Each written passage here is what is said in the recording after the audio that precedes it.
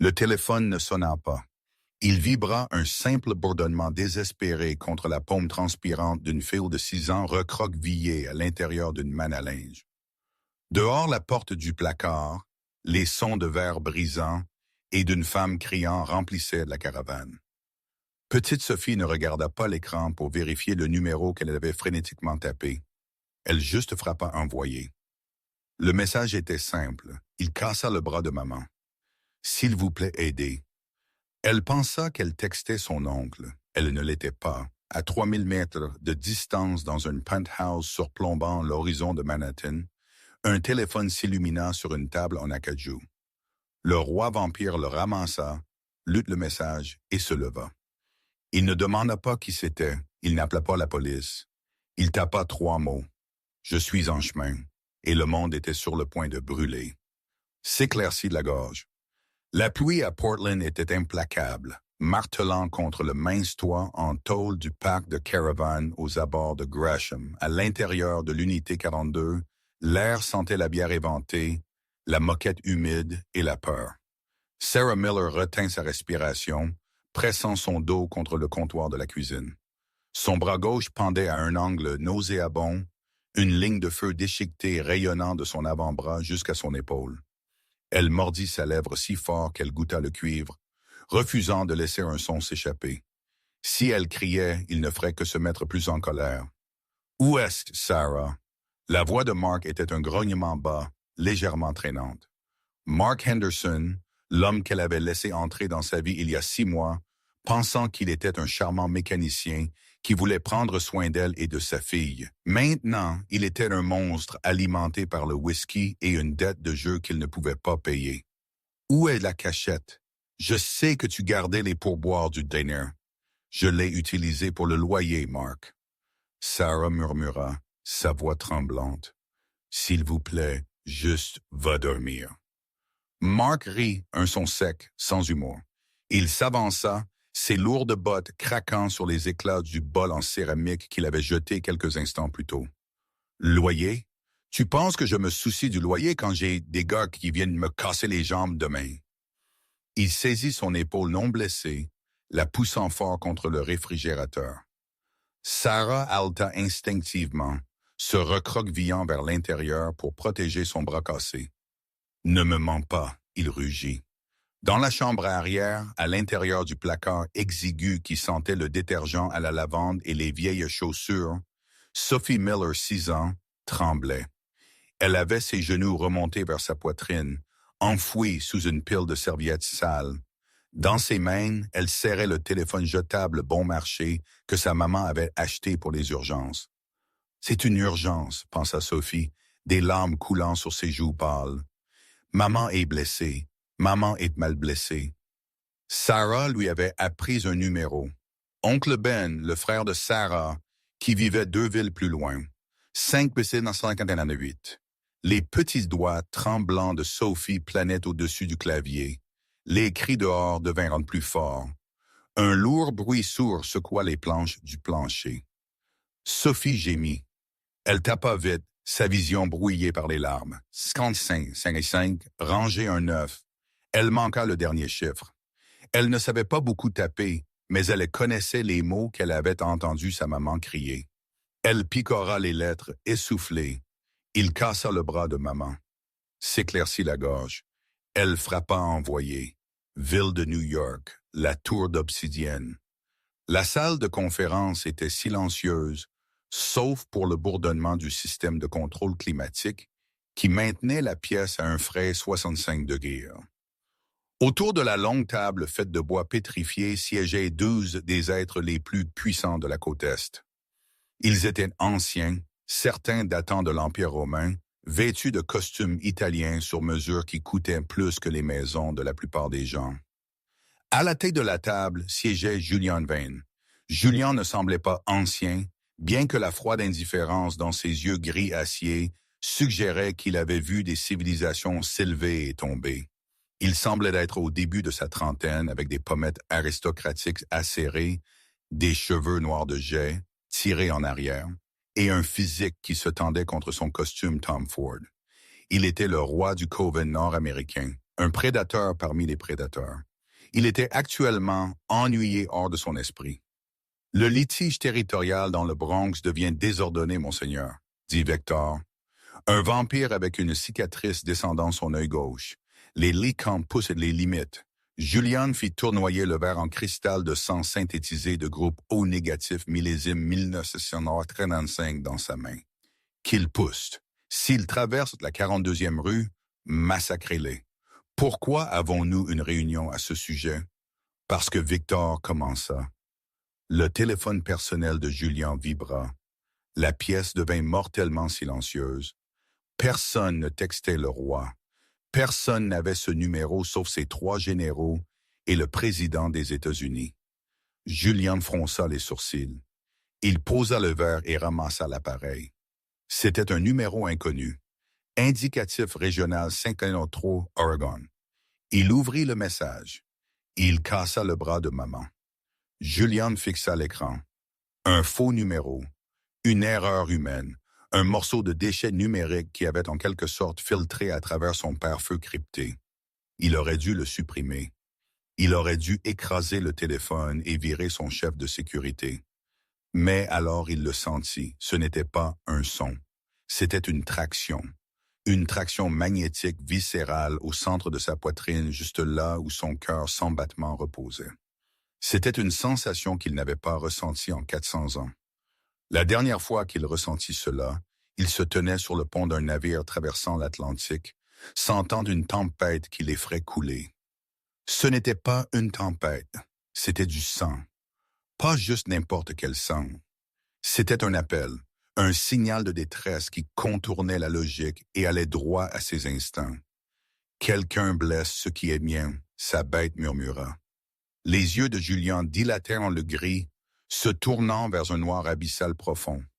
La température dans la pièce chuta de 10 degrés en 1 seconde. Les autres vampires se déplacèrent de mal à l'aise. « Monseigneur », Victor demanda, sa voix tremblante. Julian l'ignora. Ses pouces bougèrent sur l'écran avec une vitesse impossible. « Qui est ceci » Un moment plus tard, une réponse vint. « Sophie, Mark la blesse, il y a du sang. » « S'il vous plaît, oncle Ben. » Julian ne connaissait pas une Sophie, il ne connaissait pas un Mark. Mais la rage qui s'enflamma dans sa poitrine était assez chaude pour faire fondre l'acier. Il ferma les yeux et étendit ses sens, poussant au-delà du royaume physique, traçant le signal numérique à travers le réseau chaotique du réseau. Il pouvait sentir la peur rayonnant de l'expéditeur. Il goûtait l'ozone et la lavande. Il se leva. La lourde chaise en chêne vola en arrière et se brasa contre la fenêtre du sol au plafond, fissurant le verre par balle. « Préparez le jet », Julien ordonna. Sa voix n'était plus douce. C'était d'une âme dentelée. « Monsieur, la réunion est finie », Julien grogna. Il regarda le téléphone de nouveau. Il tapa un message final à l'enfant terrifié à 3000 milles de distance. « Je suis en chemin. » Il regarda Victor. « Obtenez-moi une équipe tactique. Nous allons en Oregon. Si quelqu'un se met sur mon chemin, tuez-les. Qui chassons-nous, monsieur? » Julien ajusta ses boutons de manchette, son visage un masque de calme terrifiante. « Nous ne chassons pas, nous exterminons un nuisible. » Le vol de New York à Portland prenait habituellement 5 heures. Le Gulfstream J650ER modifié avec des post-combustion de qualité militaire que les ingénieurs de Julian avaient installé le fit en 3. Julian s'assit seul dans la cabine, fixant la carte sur sa tablette. Le signal avait été localisé à un parc de caravanes à Gresham. Gresham, un lieu de pauvreté et de désespoir. Pourquoi se souciait-il? Il se demanda cela une douzaine de fois, alors que les milles s'estompaient sous lui. Il était le roi vampire. Les humains étaient du bétail, de la nourriture, occasionnellement des animaux de compagnie. Ils n'étaient pas importants. Mais chaque fois qu'il essayait de le rejeter, la traction se resserrait. C'était une magie ancienne, quelque chose précédant les pactes. C'était l'appel du sang innocent.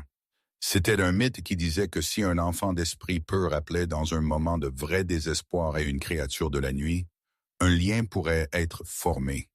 Ou peut-être c'était autre chose, quelque chose à propos de la femme. Maman, le jet atterrit sur une piste d'atterrissage privée à 11h45 pauvres. Deux voies blindées noires attendaient sur le tarmac, moteurs au ralenti. La pluie fouettait de côté, transformant le monde en une tache grise. Julian descendit de l'avion, ignorant le parapluie que son serviteur tendait. La pluie grésillait légèrement en touchant sa peau, mais il ne broncha pas. Il glissa à l'arrière du VUS de tête. « Allez !» il ordonna. Le chauffeur, une goule nommée Silas, qui avait servi Julian depuis la guerre civile, accéléra le moteur. « État 20 minutes, monseigneur. Faites le 10. » Julian regarda les lumières de la ville passer en clignotant. Il sortit son téléphone. Plus de messages de Sophie. Cela l'inquiétait plus que tout. S'éclaircit la gorge. De retour dans la caravane, le silence était pire que les cris. Sarah était affalée sur le sol de la cuisine, la conscience s'évanouissant et revenant. Son bras battait d'un pouls terne et nauséabond. Mark était assis à la petite table à manger, haletant, soignant une articulation meurtrie. Il avait arrêté de la frapper principalement parce qu'il s'était fatigué. « Regarde ce que tu m'as fait faire. » Mark marmonna, prenant une gorgée d'une bouteille de Jack Daniels. « Maintenant, je dois m'occuper de ça. Je dois te réparer avant que les garçons ne viennent demain. » Il se leva, balançant. « Où est l'enfant? » Les yeux de Sarah s'ouvrirent brusquement. « Non, elle croassa. Laissez-la seule. Elle se cachait là toute la nuit, probablement à envoyer des SMS à son père Loser. » Mark trébucha vers le couloir. « Mark, s'il te plaît. » Sarah essaya de se relever, mais la douleur dans son bras la renvoya s'écraser. Elle se traîna à travers le linoléum, saisissant sa cheville avec sa bonne main. « Ne la touche pas. » Mark la repoussa nonchalamment comme si elle était un morceau de poubelle. « Sors de moi. » Il atteignit la porte de la chambre et la donna un coup de pied pour l'ouvrir. « Sophie, sors ton cul d'ici. À l'intérieur du placard. » Sophie serra ses yeux fermés. Elle tint le téléphone contre sa poitrine. Il dit qu'il était en chemin. L'homme dit qu'il venait. Mark arracha la porte du placard ouverte. La lumière inonda, aveuglant la petite fille. « Donne-moi ce téléphone » s'éclaircit la gorge. Mark grogna, voyant la lueur dans ses mains. « Non » Sophie cria, reculant. Mark tendit la main, la saisissant par les cheveux et la traînant dehors. Sophie poussa un cri aigu de pure terreur. Et alors la porte d'entrée de la caravane ne s'ouvrit pas juste. Elle explosa. La porte en métal fut arrachée de ses gonds, avec un grincement d'acier déchirant volant à travers la pièce et s'encastrant dans le mur lointain à quelques pouces de là où Mark se tenait. Mark figea, tenant Sophie par le bras.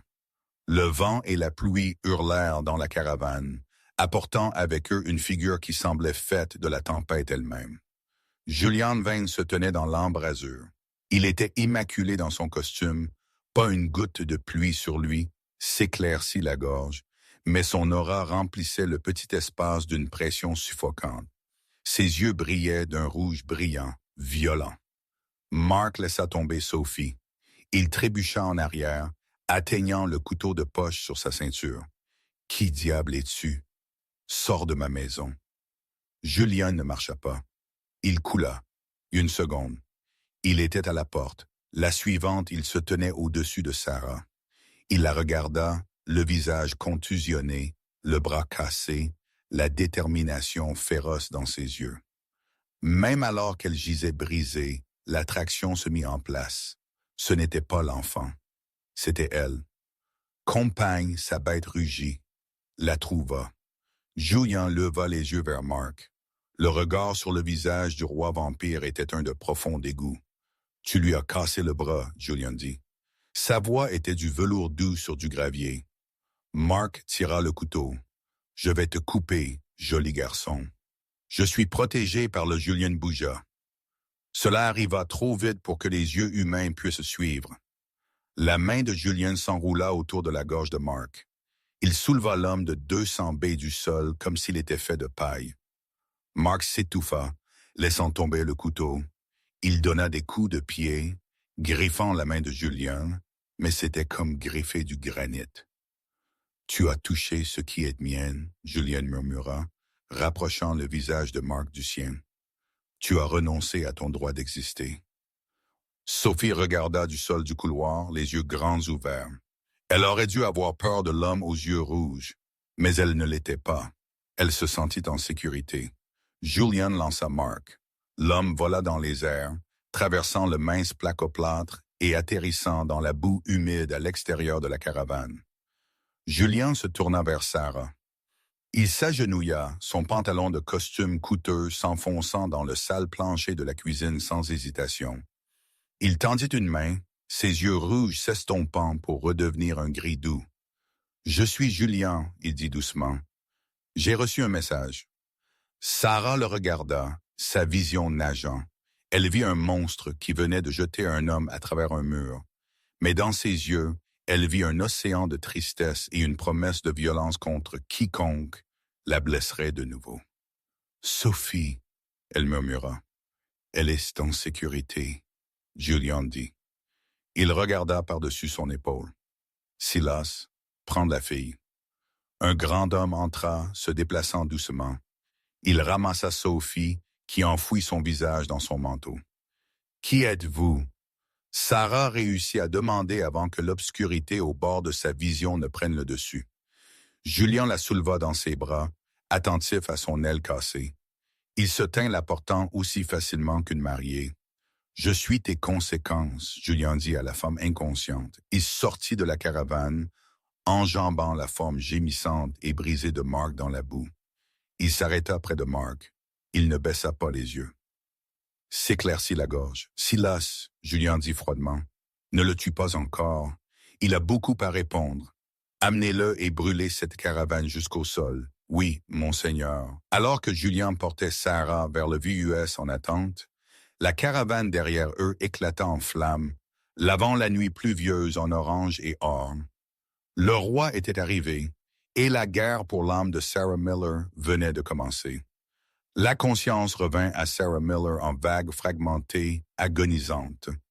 La première chose qu'elle enregistra fut le manque de douleur. Le feu brûlant dans son bras gauche était parti, remplacé par un engourdissement terne, lourd, comme si son membre était encastré dans du béton. La deuxième chose fut l'odeur. L'odeur âcre de bière éventée et des cigarettes de Mark manquait. Au lieu de cela, l'air sentait propre, chais, un mélange de lin frais, d'ozone et une légère, terreuse nuance de bois de santal. Elle ouvrit ses yeux. Elle était allongée sur un lit qui se sentait comme un nuage. Les draps étaient de la soie fraîche contre sa peau, avec un nombre de fils plus élevé que tout ce qu'elle avait jamais touché. La pièce était caverneuse, faiblement éclairée par des lumières dorées encastrées. Le plafond semblait des milles de distance. La panique surgit, aiguë et immédiate. Elle s'assit trop vite, la pièce tourbillonnant. Sophie, elle haleta, sa voix rugit. Elle est endormie dans la pièce attenante. Elle est indemne. La voix vint du coin de la pièce, profonde et résonnante, vibrant à travers la poitrine de Sarah. Elle figea, serrant le drap de soie contre elle. Une figure se détacha des ombres. C'était lui, l'homme de la caravane. La tempête apportée à l'intérieur. Julian Vane marcha vers le lit. Dans la lumière tamisée, le rouge violent de ses yeux avait reculé vers un gris acier, impénétrable, mais la pure intensité de sa présence était indiminé. Il avait changé du costume qu'il avait porté en Oregon. Maintenant, il portait des pantalons sombres, amples, et un pull en cachemire noir qui faisait peu pour cacher la largeur terrifiante de ses épaules. Il s'arrêta à 4 pieds du lit, maintenant une distance respectueuse qui se sentait en quelque sorte incroyablement prédatrice. « Où suis-je » Sarah demanda, essayant de garder le tremblement hors de sa voix. Elle regarda son bras. Il était encastré dans une attelle moderne noire et élégante, enveloppée soigneusement dans des bandages cohésifs. « Vous êtes dans ma maison en dehors de New York, » Julian dit. « Comté de Westchester, vous êtes en sécurité. » New York, Sarah le fixa. « C'est impossible. J'étais à Gresham cette nuit. Il pleuvait. Il pleut toujours ici. Et à l'Escouade Hazarel AM, nous avons volé. Julian le dit aussi nonchalamment que s'il discutait de prendre un taxi. La mémoire s'écrasa de nouveau dans Sarah. Mark, la dispute à propos de l'argent du loyer, le coup qui cassa son radius, la porte du placard s'arrachant, et alors cet homme déchirant le mur. Mark, il murmure. Où est Mark? L'expression de Julian ne changea pas, mais la température dans la pièce sembla chuter de 5 degrés. Mark est pris en charge. Vous ne le reverrez jamais. Avez-vous tué lui? Julian inclina légèrement sa tête. Est-ce que cela vous contrarierait si je l'avais fait? Sarah y pensa. Elle pensait aussi dernièrement. La lente isolation de ses amis, la façon dont il vérifiait son téléphone, la première fois qu'il la poussa, suivie d'excuses larmoyantes. Alors la première fois qu'il l'a frappée point fermé. Elle pensa à Sophie se cachant dans la manne à linge. Non, elle murmura la vérité, goûtant des cendres dans sa bouche. Dieu aide-moi, non. Julian hocha la tête d'un mouvement lent, presque imperceptible. Il est en vie pour l'instant. Il a des informations que je requiers. Il s'approcha et Sarah tressaillit instinctivement. Julian figea instantanément. Un éclair d'irritation véritable traversa son visage, pas contre elle, mais contre lui-même. « Je ne vais pas vous blesser, Sarah, » il dit, sa voix baissant d'une octave devenant presque hypnotique. « Vous êtes sous ma protection maintenant. Personne ne vous mettra jamais la main dessus de nouveau. » S'éclaircit la gorge. Comprenez-vous? Sarah regarda dans ses yeux gris et sentit une étrange, terrifiante envie de le croire complètement. Il se sentait comme si la gravité l'attirait vers lui. « Qui êtes-vous? » elle demanda. Les gens ne reçoivent pas juste des SMS de faux numéros et ne volent pas à travers le pays en jet pour sauver des étrangers. « Qui êtes-vous? » Julian l'étudia. Elle était pâle, mal nourrie, contusionnée et terrifiée. Pourtant, sous le traumatisme, il pouvait sentir le feu dans son âme. Elle était une survivante. Sa bête ronronna en approbation. Forte compagne. Mon nom est Julian Vane. Je suis un homme d'affaires. Il mentit en douceur. Ce n'était pas entièrement un mensonge. Il possédait des entreprises. Il se trouvait juste les posséder pour blanchir de l'argent accumulé sur 4 siècles. Et vous n'êtes pas une étrangère, Sarah. Plus maintenant. J'ai besoin de voir ma fille, Sarah dit, poussant le magnétisme étrange de côté. J'ai besoin de savoir qu'elle va bien. Bien sûr, Julian s'écarta et fit signe vers une grande porte en acajou. Sarah balança ses jambes hors du lit. Elle portait un ensemble de pyjamas en soie qui n'était pas le sien. Elle se sentit étourdie en se levant, trébuchant légèrement. Avant qu'elle ne puisse tomber, Julian était là. Ses mains agrippèrent sa taille pour la stabiliser. Son toucher était électrique. C'était choquant à quel point ses mains étaient froides, comme du marbre qui avait été laissé dehors dans la neige. Le froid s'infiltra à travers la fine soie de son pyjama, la faisant haleter. « Prudence », il murmura, son visage à quelques pouces du sien.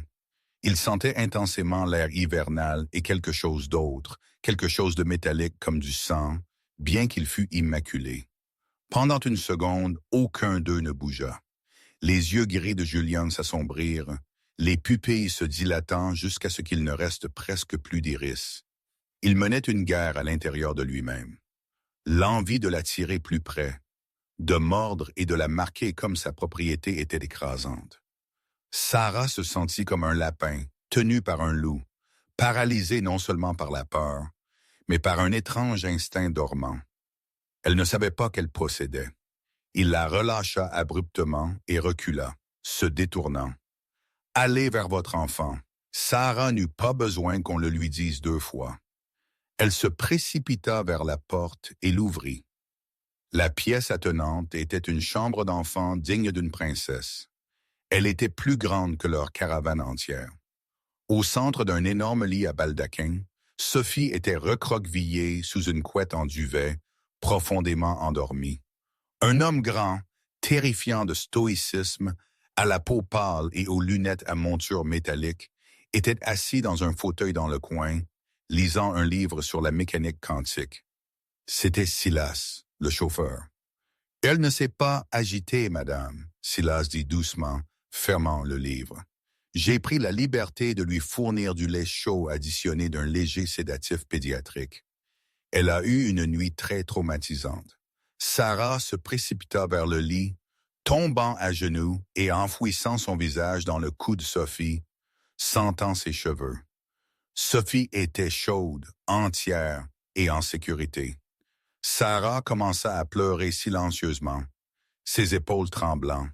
Silas se leva silencieusement et quitta la pièce, fermant la porte derrière lui, laissant mère et fille seules.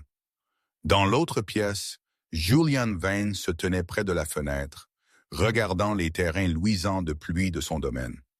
Il agrippa les lourds rideaux de velours, ses jointures blanches. Il pouvait entendre Sarah pleurer dans la pièce voisine. Chaque sanglot se sentait comme un coup physique à sa poitrine. Il haïssait les sentiments. Il n'en avait pas eu de véritables depuis les années 1800.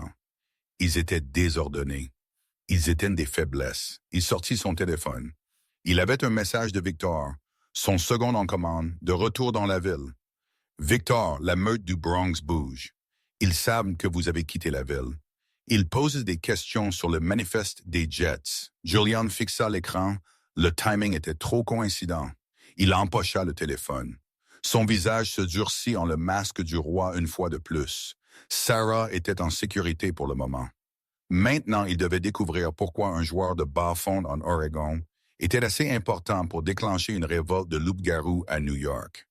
Il était temps de descendre à la cave. Le sous-sol du domaine Vane n'était sur aucun plan déposé auprès du comté de Westchester. Il était sculpté directement dans le substrat rocheux sous la fondation, insonorisé avec des couches de plomb et de béton. Il était froid, humide, et sentait faiblement le cuivre et la vieille peur. Julian descendit l'escalier en pierre en spirale. Il n'avait pas besoin de lumière pour voir, mais les LED à détecteur de mouvement s'allumaient à son passage, illuminant le long couloir bordé de lourdes portes en acier. Silas attendait devant la cellule 3. Il tenait une tablette. « Il est réveillé, monseigneur, commotionné, plusieurs côtes cassées, une mâchoire fracturée et un saignement interne. Ernel, il n'apprécie pas les aménagements. » Silas marqua une pause, ajustant ses lunettes. Son taux d'alcoolémie était énorme. La gueule de bois seule est probablement insupportable. « Bien, » Julian dit. Il ne se soucia pas du clavier. Il plaça simplement sa paume sur le scanner biométrique. La lourde serrure se désengagea avec un sifflement hydraulique. À l'intérieur, Mark Henderson était attaché avec des serre-câbles à une chaise en métal boulonnée au sol. Il semblait pathétique. Son visage était un masque enflé d'ecchymoses violettes et bleues. Le costume coûteux que Julian avait ruiné était parti, remplacé par une combinaison orange. Mark plissa les yeux contre la lumière soudaine. Quand il vit Julian, son seul œil ouvert s'écarquilla de pure terreur. Il essaya de reculer en se bousculant, mais la chaise tint ferme. « S'il vous plaît. » Mark zézailla à travers sa mâchoire cassée. « S'il vous plaît, mec. Je ne sais pas qui tu es. Je te paierai. Je jure. Quoi que Sarah t'ait dit, elle est une menteuse. Elle est folle. » Julian ne parla pas. Il marcha autour de la chaise lentement, inspectant Mark comme on pourrait inspecter un animal malade. Le silence s'étira lourd et suffocant. Julian laissa sa présence remplir la petite pièce, laissant l'aura du prédateur ancien submerger l'humain. Mark commença à hyperventiler. Julian s'arrêta devant lui. « Tu lui as cassé le bras à cause de l'argent. 7 000 $, pour être précis. » Mark balbutia. « C'était une dette. Ils allaient me tuer. »« Qui ?» Julian demanda doucement. « Bookmaker, juste quelques gars à Portland. » Julian soupira. C'était un son de pure déception. Silas entra dans la pièce. Il tenait une petite pochette en velours dans sa main. Il la tendit à Julian. Julian ouvrit la pochette et la renversa. Plusieurs objets tombèrent dans sa paume pâle. Un anneau de mariage en or bon marché, celui de Sarah de son premier mariage. Mark l'avait mis en gage 2 fois. Une photo froissée de Sophie. Et finalement, un lourd médaillon en argent orné noirci par l'âge. Il représentait une tête de loup grognant. Mark devint mortellement pâle sous les ecchymoses. Intéressant, Julian murmura, tenant le médaillon. Il bourdonnait d'une énergie à basse fréquence qui faisait démanger sa peau de vampire. C'était de la vieille magie. Magie Lycan. Tu ne trouverais pas ça dans un magasin de porno de Portland. C'est un héritage, un totem. Il regarda Mark, ses yeux commençant à briller de rouge. Tu n'étais pas endetté envers des bookmakers, Mark. Tu volais Sarah pour rembourser la meute Varos dans le Bronx. Mark commença à sangloter de manière incontrôlable. Je ne savais pas. Je jure. Je ne savais pas ce que c'était. Je l'ai juste trouvé dans sa boîte à bijoux. Je l'ai montré à un gosse dans un bar. Il dit qu'il connaissait des gens qui payaient beaucoup d'argent pour de l'argent étrange. Julian se pencha de près, la lueur rouge de ses yeux se reflétant sur la peau moite de Mark. S'éclaircit la gorge. La meute de Vargo sont des loups-garous, Mark. Bêtes dégoûtantes pleines de puces qui contrôlent le trafic de drogue dans les arrondissements extérieurs. Ils n'achètent pas de bibelots, ils chassent le pouvoir. Julian pressa le médaillon en argent contre le front de Mark. Il n'était pas chaud, mais Mark cria comme s'il était marqué au fer rouge. L'argent réagit à la souillure de sa trahison. Pourquoi le voulait-il? Julian demanda, sa voix résonnant sur les murs de béton. Parle ou je laisserai Silas t'arracher les dents une par une pour voir combien de temps il te faut pour te vider de ton sang. Ils ont dit que c'était le sien. Mark hurla. Ils ont dit que cela appartenait à sa famille. Ils ont dit que c'était une clé. Julian retira le médaillon. Une clé pourquoi? Je ne sais pas. Je jure qu'ils ont juste dit que si je l'obtenais pour eux, ils effaceraient ma dette. Ils étaient censés le récupérer demain. Julian se redressa, son esprit courant. Sarah Miller, une personne insignifiante vivant dans un parc de caravanes en Oregon, possédant un totem Lycan assez puissant pour que l'alpha de la meute du Bronx négocie des accords avec des humains de bas étage pour le récupérer. Elle n'était pas juste une victime, elle était une cible. Et en l'amenant ici au cœur de son territoire, il venait de déclarer la guerre. Ils savent d'où elle est, Mark gémit. Je leur ai dit son adresse. Il venait demain. Julian regarda Silas. Le site de Portland est stérilisé, réduit en cendres. Monseigneur, aucune trace. Bien. Julian regarda de nouveau Mark. L'humain avait servi son but. Il était dégoûtant, faible et avait blessé ce qui appartenait au roi. Silas, Julian dit, se tournant vers la porte. Il sent le whisky bon marché et l'échec.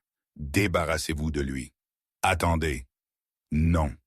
Tu as dit que tu ne me tuerais pas. Mark cria, se tendant contre les cercables. Julian fit une pause à la porte. J'ai dit que je ne te tuerais pas. Silas, cependant, n'a pas mangé depuis que nous avons quitté l'Oregon et il est particulièrement friand de foie. Julian sortit dans le couloir. La porte se referma derrière lui, coupant le dernier cri terrifié de Mark juste au moment où le son humide de la chair se déchirant commença. Julian monta les escaliers tenant le médaillon de loup en argent fermement dans son poing. Le métal le brûlait, mais il ne lâcha pas. La situation venait de se compliquer exponentiellement. L'attraction qu'il ressentait envers Sarah n'était pas juste le destin. C'était le destin mêlé de danger. Si les Lycans voulaient ce médaillon, cela signifiait que Sarah détenait involontairement quelque chose qui pourrait modifier l'équilibre du pouvoir dans le monde surnaturel. Il devait remonter à l'étage, il s'éclaircit la gorge, avait besoin de regarder Sarah dans les yeux et de déterminer si elle était une actrice brillante ou vraiment ignorante de l'héritage dangereux qu'elle portait. Il atteignit l'étage principal du manoir. Les énormes fenêtres cintrées montraient le premier soupçon d'aube grise, luttant à travers les nuages d'orage. Il trouva Sarah dans la bibliothèque. Elle avait quitté la chambre de Sophie et se tenait devant une cheminée massive fixant les braises mourantes. Elle semblait minuscule face à l'échelle de la pièce, son bras blessé blotti contre sa poitrine. Elle l'entendit s'approcher et se tourna. Ses yeux étaient rouges d'avoir pleuré, mais la peur reculait, remplacée par une résolution durcissante. « Je veux des réponses, Monsieur Van, » elle dit, sa voix stable malgré son épuisement. « Vous n'êtes pas un homme d'affaires. Les hommes d'affaires n'ont pas de garde comme Silas. Ils n'ont pas de domaine fortifié. » Elle s'approcha de lui, levant les yeux vers son visage, cherchant la vérité. Et leurs yeux ne deviennent pas rouges quand ils sont en colère. Julian s'arrêta. Il admira son courage. La plupart des humains seraient encore terrés sous le lit. « Vous avez raison, » Julian dit doucement. Il leva sa main, ouvrant son poing pour révéler le médaillon de loup en argent terni posé sur sa paume pâle. Le souffle de Sarah se coupa dans sa gorge. Sa main alla à son cou automatiquement. « Où avez-vous eu ça? »« C'était à ma grand-mère. Il était caché. Marc l'a volé. Julian a dit qu'il allait le vendre à des gens très dangereux. » « Le vendre. C'est juste de l'argent ancien. Il ne vaut rien. » Julian la regarda attentivement, écoutant son battement de cœur. Il resta stable. Elle disait la vérité. Elle ne savait pas ce que c'était. « Il vaut beaucoup aux mauvaises personnes, Sarah, » Julian dit. Il referma son poing autour du médaillon de nouveau. « Et parce que vous le possédez, ces gens vous chassent maintenant. » Sarah le fixa, la confusion luttant avec la peur. « Me chasser? Qui? Pourquoi? » Julian s'approcha, l'attraction magnétique entre eux s'enflammant de nouveau, plus chaude cette fois. Il tendit sa main libre, ses doigts froids effleurant sa mâchoire. Il trembla mais ne se retira pas. « Le monde est bien plus vieux et bien plus sombre que vous ne le réalisez, ma chère. » Julian murmura, ses yeux gris perçant les siens. « Il y a des monstres dans les ombres. Je devrais savoir. Je suis leur roi. » Le feu dans la bibliothèque crépita, projetant de longues ombres dansantes contre des murs de livres. Sarah se tenait figée, son cœur martelant contre ses côtes comme un oiseau piégé. « Roi », elle répéta le mot, le sentant lourd et étranger sur sa langue. « Vous voulez dire comme un chef de culte? » Julian laissa échapper un rire court et sec. Il marcha vers un lourd bureau en chêne et versa 2 verres de liquide ambré d'une carafe en cristal. Il lui en offrit un. « Bois », il ordonna doucement. « C'est du brandy, ça aidera avec le choc. » Sarah prit le verre avec des doigts tremblants. Elle prit une gorgée. Le liquide brûla agréablement en descendant, calmant ses nerfs juste assez pour qu'elle puisse parler. « Vous avez dit que vous êtes un monstre. Vous avez dit que vous êtes un roi. Et vous venez de me montrer un médaillon qui a brûlé la peau d'un homme. J'ai besoin de la vérité, Julian. » S'éclaircit la gorge. « Toute la vérité, pas des énigmes. » Julian sirota son verre, ses yeux ne quittant jamais les siens. « La vérité est que l'humanité est seulement la surface de ce monde, Sarah. Sous elle se trouve un océan profond et ancien de créatures que vous croyez être des mythes. Je suis un vampire. J'ai marché sur cette terre pendant 400 ans. Les hommes qui vous chassent sont des loups-garous Lycans et ils veulent ce médaillon parce qu'il appartient à leur royauté perdue. » Sarah voulut rire. Elle voulut lui crier qu'il était fou, mais alors elle se rappela la caravane, la façon dont la porte avait été arrachée de ses gonds, la façon dont il avait soulevé Mark, un homme de 200 B, par la gorge d'une main, les yeux rouges. « Prouvez-le », elle murmura. Julian posa son verre. « Ne clignez pas. » Dans l'espace d'un seul battement de cœur, il disparut. Une rafale de vent ébouriffa les cheveux de Sarah. Elle se retourna en haletant. Julian se tenait directement derrière elle, face à la cheminée, tenant un livre qu'il avait tiré de l'étagère du côté lointain de la pièce. Il n'avait pas fait un son. Il n'avait pas flouté. Il avait simplement cessé d'être à un endroit et apparu à un autre. Il se tourna pour lui faire face. « Je peux entendre votre cœur battre, Sarah. Je peux entendre le sang se précipiter à travers vos veines. Il me chante. C'est la plus douce chanson que j'ai entendue depuis des siècles. » Il s'approcha, et cette fois elle ne tressaillit pas. La peur était là, oui, mais en dessous il y avait de nouveau cette attraction. Une connexion résonante profonde qui se sentait comme rentrer à la maison. Pourquoi moi? Elle demanda, sa voix à peine audible. Je suis personne. Je suis une serveuse. J'ai grandi en famille d'accueil. Je n'ai pas de famille royale. C'est là que vous avez tort, Julien dit, sa voix grave. Il tendit de nouveau le médaillon en argent terni. Ouvrez-le. Je ne peux pas. Il est scellé depuis des années. Ma grand-mère a dit qu'il était cassé. Essayez, Julien insista. Pour moi. Sarah tendit la main. Ses doigts effleurèrent la paume froide de Julien, envoyant une décharge d'électricité à travers son bras qui fit friser ses orteils.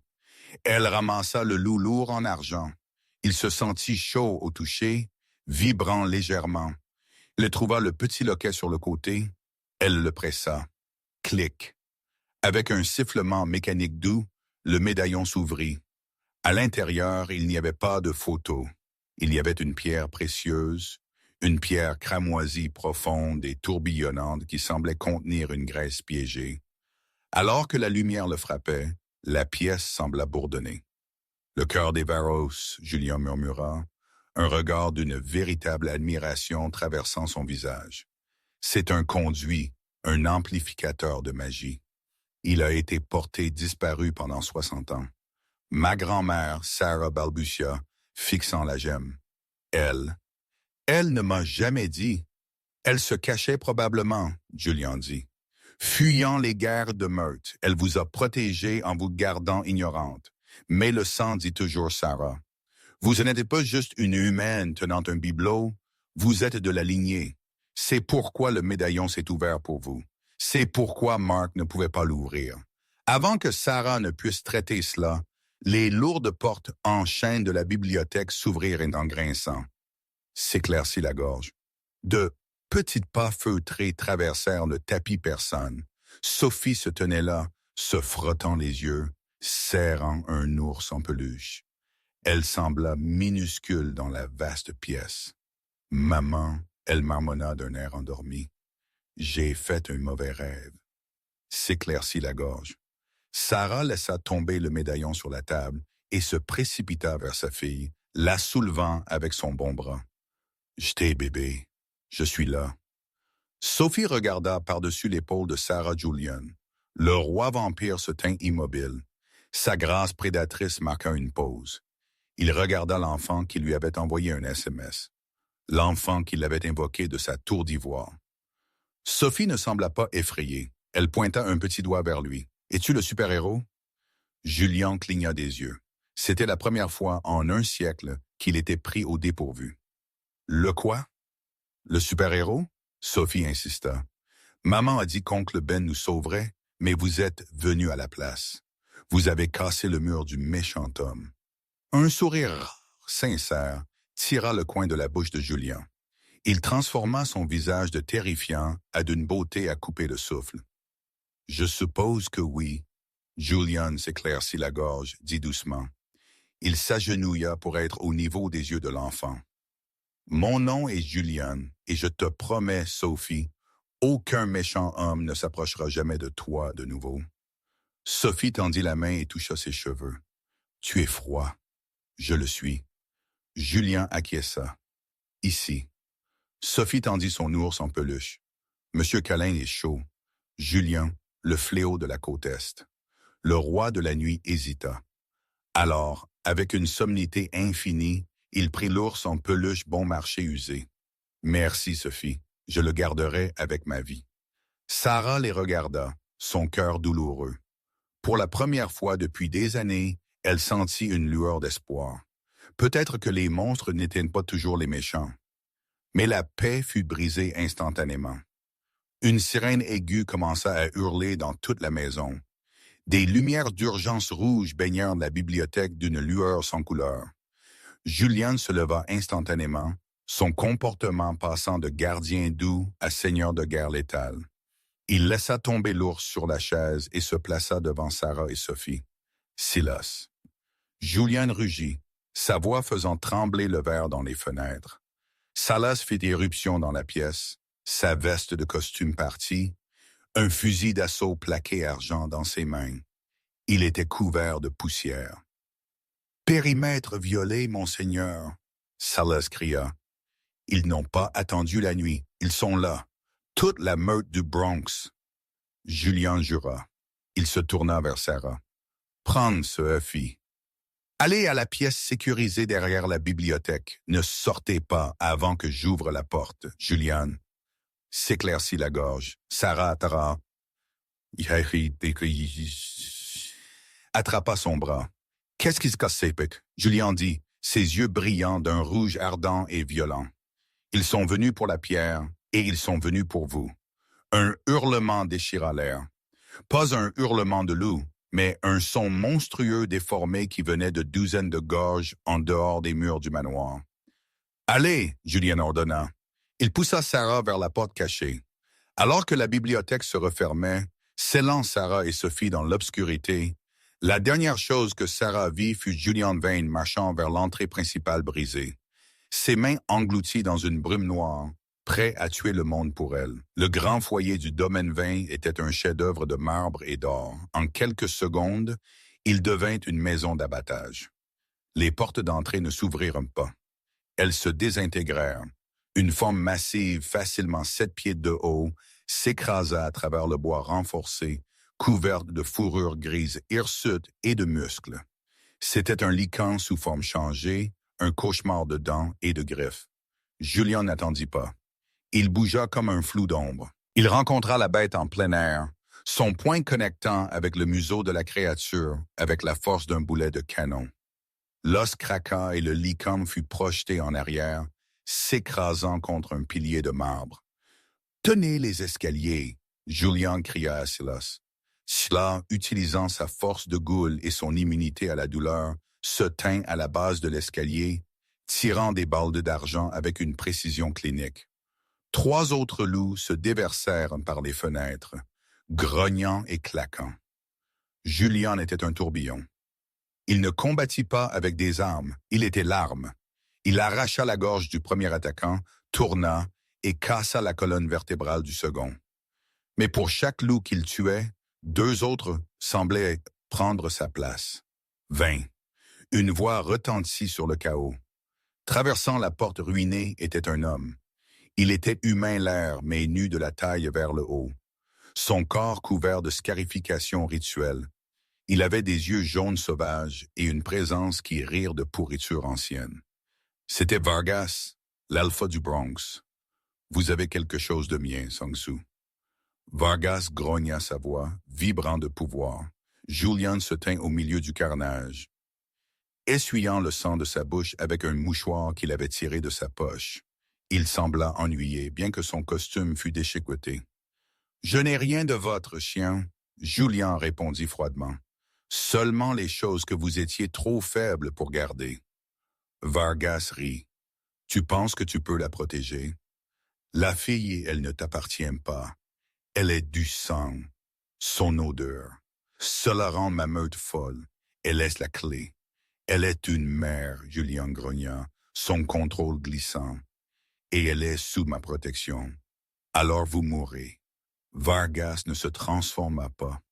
Il n'en eut pas besoin. Il leva sa main et une vague d'énergie cinétique comme de la magie s'écrasa sur Julian. Le roi vampire fut projeté en arrière, s'écrasant à travers le placoplâtre de la grande salle. Il gémit, se secouant des débris. Ce n'était pas une guerre de territoire. C'était un coup. S'éclaircit la gorge. Vargas utilisait de la vieille magie alimentée par la proximité de la pierre. Julian se leva, son facteur de guérison tricotant ses côtes cassées instantanément. « Est-ce tout ce que tu as? » « Non. » Vargas ricana. « J'ai un levier. » Vargas siffla, des ombres du balcon supérieur, l'étage que Julian pensait sécuriser. 2 loups traînèrent une figure en difficulté. Ce n'était pas Sarah. C'était Silas. Il l'avait flanqué. Silas était battu un bras, manquant saignant œil noir sur le tapis. « Laissez-les partir, » Vargas ordonna, « ou je tue ta goule de compagnie. Et alors je brûle cette maison avec la femme à l'intérieur. » Julian figea. Il pouvait tuer Vargas, mais pas avant que la meute ne déchire la maison. Il calcula les chances. Elles étaient 0. Il y en avait trop. Soudainement, l'air dans la pièce changea. Le lourd son vrombissant, celui que Sarah avait entendu dans la bibliothèque, revint. Il devint plus fort, un bourdonnement vibrant qui faisait mal aux dents des loups. La porte cachée au rez-de-chaussée, obscurcie par les débris, s'ouvrit en un clic. Sarah Miller sortit. Elle ne se cachait plus. Elle se tint dans l'embrasure, serrant le médaillon en argent dans sa bonne main. La pierre précieuse rouge à l'intérieur brillait si fort qu'elle était aveuglante. « Laissez-le partir, » Sarah dit. Sa voix n'était pas forte, mais elle portait une étrange autorité résonnante qui réduisit la pièce au silence. Vargas se tourna, ses yeux jaunes s'écarquillant. « La princesse, » il murmura, « vous avez la pierre. »« J'ai dit, » Sarah répéta, entrant dans la pièce remplie de monstres. « Laissez-les partir. »« Sarah, courez !» Julian cria, bougeant pour l'intercepteur. « Non, » Sarah dit. Elle regarda Julian, et pour un moment, ses yeux n'étaient pas bleus. Ils étaient or. Or fondu changeant. Elle regarda Vargas. « Vous voulez ceci ?»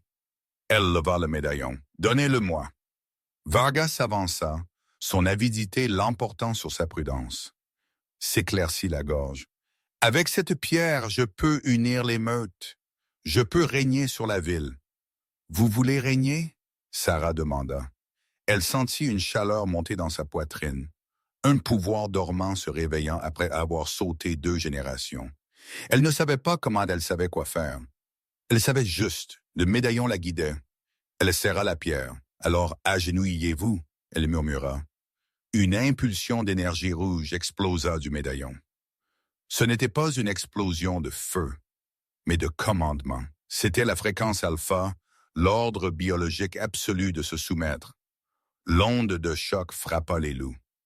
Instantanément, chaque loup de rang inférieur dans la pièce s'effondra au sol, gémissant, pressant leur ventre contre le sol.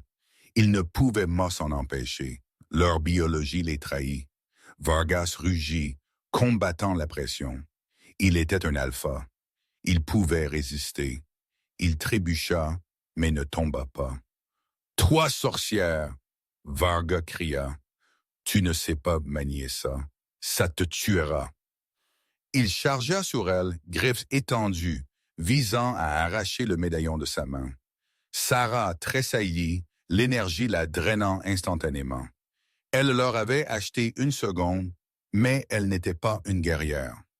Mais elle n'avait pas besoin de l'être, elle avait un roi. S'éclaircit la gorge. Julian capitalisa sur la distraction. Pendant que Vargas combattait la pression mentale de la pierre, Julian bougea. Il traversa les 20 pieds entre eux en 1 milliseconde. « Elle vous l'a dit !» Julian murmura à l'oreille de Vargas alors qu'il apparut derrière lui pour s'agenouiller. Julian balaya les jambes de Vargas dessous lui. Alors que l'alpha tombait, Julian enfonça sa main à travers la poitrine de Lycan, serrant son cœur. Vargas allaita, du sang bouillonnant de ses lèvres. Il leva les yeux vers Sarah. « La reine est revenue. » Julian arracha sa main en arrière. Vargas s'affala au sol mort avant de toucher le marbre. La pièce devint silencieuse. Les loups restants, sans chef et épinglés par l'aura du médaillon, gémirent. Les jambes de Sarah cédèrent. La lumière dorée s'estompa de ses yeux et le médaillon tomba de sa main. Sarah. Julian était là avant qu'elle ne touche le sol. Il la rattrapa, la tirant près contre sa poitrine. Elle était pâle, sa peau moite. « Ai-je? L'ai-je fait? » Elle murmura, ses yeux se fermant en battant. « Vous l'avez fait, » Julian murmura, caressant ses cheveux, ignorant le sang sur ses propres mains. « Vous étiez magnifique. » Sophie courut hors de la pièce sécurisée. « Maman !» Julian souleva Sophie avec son autre bras, les tenant toutes les 2 ensemble au centre du couloir ruiné, entouré de loups recroquevillés. Il leva les yeux vers les bêtes tremblantes. « Partez !» Julian ordonna, sa voix basse et mortelle. « Dites à votre espèce que l'héritière des Vargo est sous la protection du roi vampire. Dites-leur que s'ils s'approchent d'elle de nouveau, je vous chasserai jusqu'à l'extinction. » Les loups se précipitèrent sur le verre brisé et les débris, fuyant dans la nuit, terrifiés par l'homme qui tenait la mort dans une main et leur règne dans l'autre. 3 mois plus tard, le penthouse surplombant Central Park était loin de la caravane à Gresham. Les fenêtres du sol au plafond offraient une vue des feuilles d'automne virant à l'or et au rouge, assorties au coucher de soleil. Sarah se tenait sur le balcon, enroulant un châle en cachemire plus serré autour de ses épaules. Son bras avait guéri complètement, ne laissant qu'une faible cicatrice argentée que Julien embrassait chaque nuit avant qu'il ne dorme. Elle ne portait pas d'uniforme de serveuse. Elle portait une robe de soie bleue nuit. Ce soir était le gala du solstice d'hiver, la nuit où elle serait formellement présentée au Haut Conseil du monde surnaturel. Non pas comme une victime, mais comme la liaison entre le Coven et les Pax. Une paire de bras forts et froids s'enroula autour de sa taille par derrière. Elle s'appuya contre lui, posant sa tête sur la poitrine de Julien. « Vous êtes nerveuse », Julien murmura à son oreille. « Un peu, » Sarah admit. « Il y aura beaucoup de vampires là et de loups, et ils s'inclineront tous devant vous. » Julien dit, resserrant son étreinte. « Vous portez le cœur des Vargos. Vous contrôlez les traités. » Et plus important encore, il la retourna pour qu'il puisse regarder dans ses yeux. « Vous êtes mienne. » Sarah sourit, levant la main pour ajuster sa cravate noire.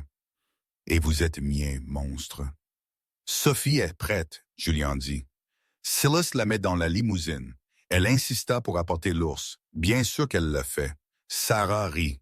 Elle pense que cet ours est son garde du corps. Il l'est, Julien dit sérieusement.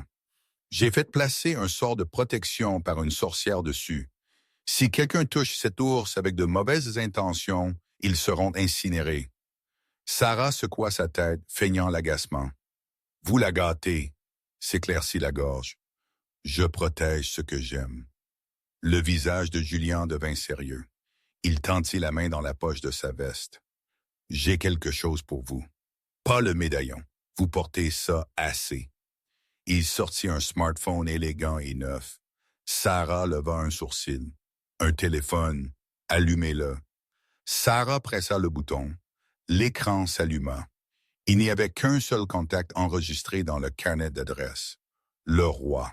Et il y avait un message texte déjà dans le fil envoyé de son téléphone au sien juste quelques instants auparavant. « Je suis en chemin. » Sarah leva les yeux vers lui, des larmes piquant ses yeux. C'était la promesse qu'il lui avait faite cette nuit pluvieuse. Une promesse qu'il avait tenue chaque jour depuis. « J'ai gardé le vieux téléphone, » Julien murmura, penchant son front contre le sien. « Celui que vous avez texté par erreur. Il est posé sur mon bureau. C'est la chose la plus précieuse que je possède. »« Pourquoi ?» Sarah murmura. « Parce que, » Julien dit, fermant la distance entre leurs lèvres. C'était le seul faux numéro dans l'histoire qui était en fait parfait. Il l'embrassa profond et lent, un baiser qui goûtait l'éternité. En dessous d'eux, les lumières de la ville scintillaient comme des diamants. Le monde était dangereux. Il y avait encore des ennemis, s'éclaircit la gorge dans les ombres. Il y avait des politiques à naviguer et des guerres à prévenir. Mais alors que Sarah regardait son reflet dans le verre, debout à côté de la créature la plus puissante sur Terre, sa fille en sécurité dans la voiture en dessous et un royaume attendant son commandement, elle savait une chose à coup sûr. Elle n'était plus la victime. Elle était la reine. Et le roi vampire était finalement vraiment chez lui. Et ça, mes amis, est l'histoire de comment une seule faute de frappe a changé le destin du monde. C'est un rappel que parfois l'aide vient des endroits les plus inattendus et que même les monstres peuvent être l'ange gardien de quelqu'un. Si vous avez apprécié cette histoire de romance, de danger et de justice vampire, s'il vous plaît, écrasez ce bouton j'aime. Il aide vraiment la chaîne à grandir et me fait savoir que vous voulez plus d'histoires comme celle-ci. N'oubliez pas de vous abonner et de frapper l'icône de la cloche pour ne jamais manquer une partie. Question pour vous les gars dans les commentaires. Si vous aviez un texte à envoyer à un faux numéro dans une urgence, Qui espériez-vous qu'il réponde un roi vampire, un alpha loup-garou ou peut-être juste Batman? Faites-moi savoir en bas. Merci d'avoir regardé et je vous verrai dans la prochaine histoire. Doux rêve ou cauchemar.